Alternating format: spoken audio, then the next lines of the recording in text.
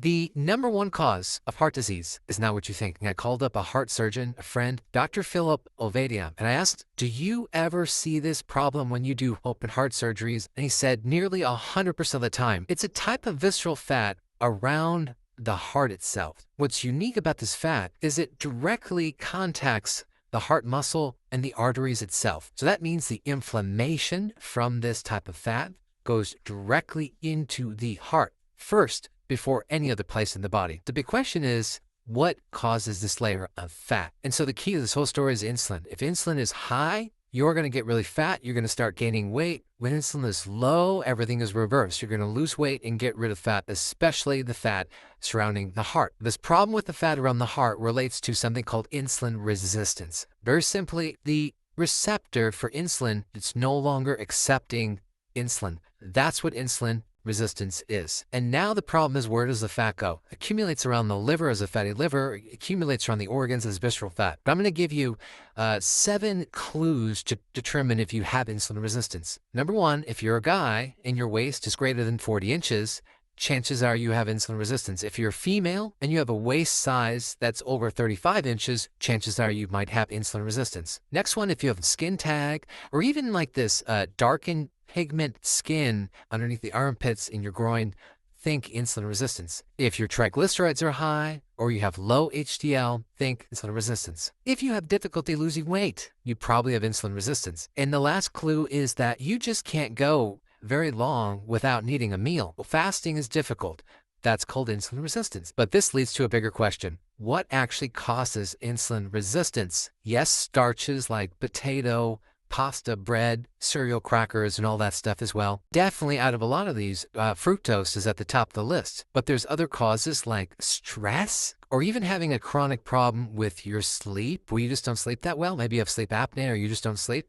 That can set you up for insulin resistance. This is why people crave maybe junk food or sugar if they haven't slept or they're under stress. But there's one other big cause to insulin resistance you need to know about. Seed oils. That's right, seed oils. Some people will say the omega-6 fatty acids are an essential, which they are. But you know what? A lot of these studies never look at oxidation from these oils. You see, these omega-6 oils are very, very fragile, very vulnerable to oxygen, heat, and light. But do you ever notice when they make seed oils, like this could sit on the shelf, it doesn't even have to be refrigerated for a very long time. How do they get it to do that? These industrial seed oils are highly processed with high heats, with chemicals like hexane, which is in your gasoline. And so that when you consume this stuff, it gets stuck in your cells for like a year and a half. That is a major contributor to the insulin receptor damage on the surface of that cell. And especially since the average person consumes literally 25% to 30% of their calories being these oils. Here a person is, they go on the ketogenic diet, the low carb diet, and they're not eating sugars anymore, and they're not consuming starches, and they're feeling better, but maybe their inflammation's not going away. Maybe they're not reversing their heart problems, and maybe they're not even correcting insulin resistance because the ketogenic low-carb diet is a low-carb diet.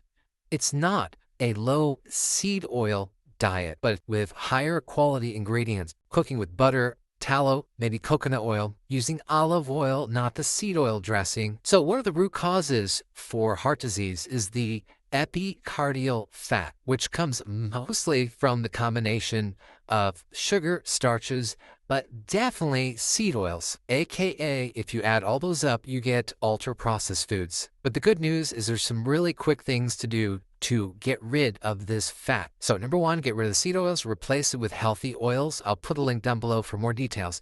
Number 2, go on a low-carb, low-starch diet, aka keto diet. The other interesting thing about this fat is it's not like regular fat. It's right in the center. It's like a beige color. Of course, this is yellow, but it's really beige, which means it's right in the middle, but it does respond very well to things that also stimulate brown fat, like cold therapy, like taking a cold shower.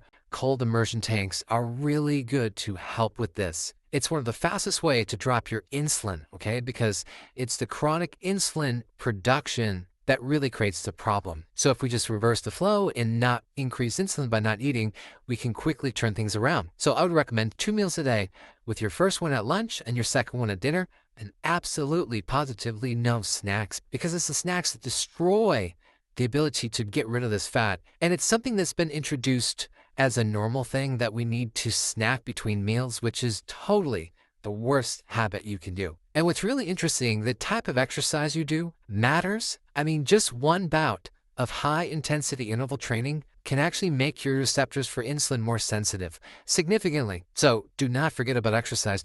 And that high intensity interval training works better than a moderate intensity of running or jogging a long distance, because of the cortisol spike that happens when you do that. 2 other things that can help you. Number 1 is doing apple cider vinegar a few times a day in some water, like 1 tablespoon in a glass of water. And then berberine is also something that can help you speed up the process.